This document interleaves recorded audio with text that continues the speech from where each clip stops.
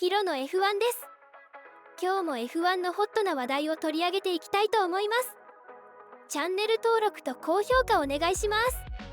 チャンネル登録で最新の F1 ニュースを見逃さずにチェックできるよ。 F1 マイアミグランプリ RB 角田裕樹はスプリント8番手でストロールに1ポイント差に迫る。今年4回目の Q3 進出で予選10番手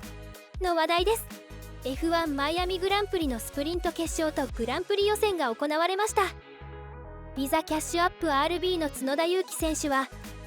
現地の午前中に行われたスプリント決勝で8番手、チームメイトのダニエル・リカルドは4番手となりました。角田選手は1ポイント獲得したことでドライバーズランキングでアストンマーティンのランス・ストロールに迫る1ポイント差としました。リカルドは5ポイント獲得して今季初めてのポイント獲得となりました。角田選手はスプリント決勝ではメルセデスのルイス・ハミルトンとのバトルに負けたことを悔しがっていますが、学べることもあったと話しています。ルイスとのバトルに最後は負けてしまった。彼は僕をオーバーテイクするためにとてもいい走りをした。もし僕がもっとうまくディフェンスできていればチェッカーフラッグの時点で彼の前でゴールできたと思う。バトルに負けたのはドライバーとして悔しいけど楽しかったし、そこから学べることもあった。リカルドはスプリント決勝ではペレスをオープニングラップで抜いて一時3番手になりましたが、4番手に戻ってからフェラーリのカルロス・サインツを抑え続けました。レース中ずっとミラーにフェラーリが映っていて、よし、挑戦は受け入れられた。マイラップカルロスを抑えることができたから、レースの終わりが近づいた時もしかしたらポジションを維持できるかもしれないと思ったんだ。スプリント決勝はレッドブルのマックス・フェルスタッペンが優勝、2番手はフェラーリのシャルル・ルクレール、3番手はセルジオ・ペレスとなりました。オープニングラップでストロールがチームメイトのフェルナンド・アロンソに接触しリタイアするという場面もありました。ストロールはレース後に不運な出来事だったが僕にできることはあまりなかったとコメントを出しています。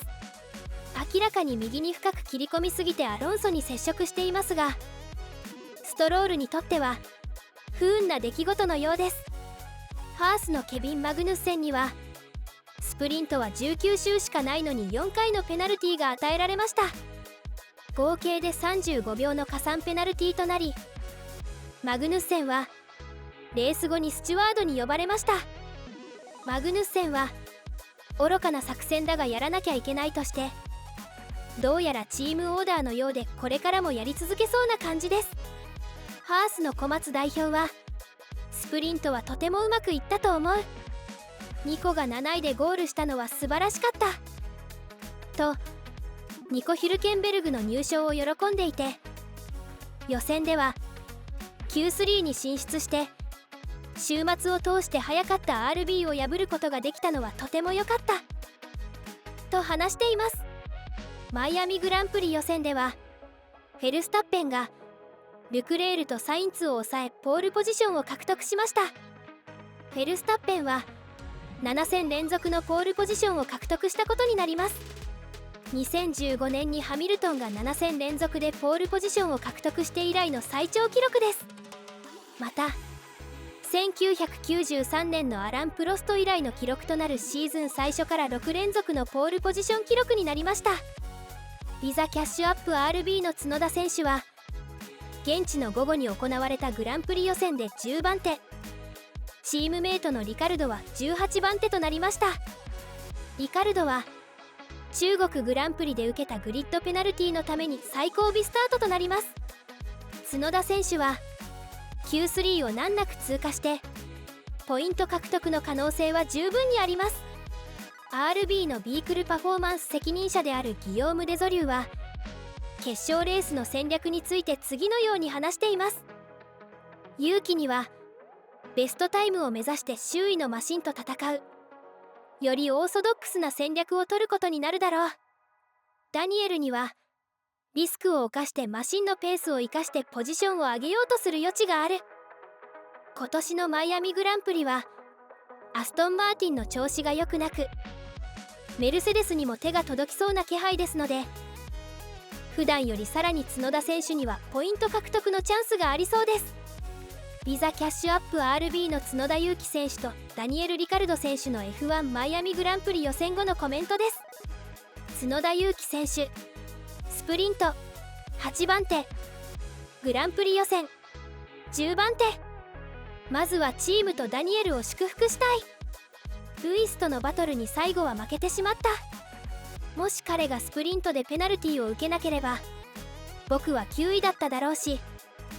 最終結果は8位だったけれど、彼は僕をオーバーテイクするためにとてもいい走りをした。もし僕がもっとうまくディフェンスできていれば、チェッカーフラッグの時点で彼の前でゴールできたと思う。バトルに負けたのはドライバーとして悔しいけど楽しかったし、そこから学べることもあった。ドライバーとして満足はしていないが、チームに恩返しができたこと、ポイントを獲得できたことは嬉しい。特に昨日はマシンのパフォーマンスを引き出すために全てをまとめることができなかったからね。トップ10でレースをスタートできて嬉しい。予選は個人的にはベストではなかったが、それでも Q3 には進出できた。大きなミスはなかったけれど、全体的にはもっとうまく走れたはずだ。でも全体的にはもっとうまくやれたはずだ。チームは素晴らしい仕事をしてくれたし、 FP1 から車に快適さと自信を感じていた。昨日はパフォーマンスを引き出すことができなかったが、今日はマシンの強力なパフォーマンスをもっと引き出せたと思うので満足している。今日のスプリントと決勝のパフォーマンスを考えると明日が楽しみだ。ダニエル・リカルド選手、スプリント4番手、グランプリ予選18番手。とてもタフなスプリントレースだったけど気分は最高だった。レース中ずっとミラーにフェラーリが映っていて、よし、挑戦は受け入れられた。マイラップ、カルロスを抑えることができたから、レースの終わりが近づいた時、もしかしたらポジションを維持できるかもしれないと思ったんだ。あらゆる意味でスプリントレースだったし、タイヤセービングもなかった。僕自身とチーム、そして僕を支えて信じてくれた全ての人たちを誇りに思う。シーズン序盤の数レースを振り返ってみると確かに嬉しかったが、同時に強い感情もあった。我慢してくれて、そしてこのような結果を残してくれた人々に感謝している。ここに来るまでにいろいろなことがあったから、みんなこの結果に値する。これがスポーツというもので、予測不可能なことが多いし、物事があっという間に変わってしまうこともある。今日の午後はフラストレーションが溜まっていたし、スプリントで達成したこととは対照的だったので満足はしていない。昨日の SQ3 でのランドのラップを見たが、彼はラップの最初から苦労していて、ソフトタイヤでリアのあちこちをスライドさせていた。ターン1の立ち上がりからスライドし始め、ラップの残り時間を通してどんどん悪くなっていった。今はまだ本当の説明はできない。いい車を持っていると感じているけれど、Q1 の最後の走行ではタイヤのグリップレベルが違っていたんだと思う。ウォームアップラップは問題なかったし、チームもタイヤの状態に満足していた。うまくいけば説明がつくかもしれない。明日は長いレースになりそうで、最後尾スタートは明らかに不利になる。明日は長いレースになるだろう。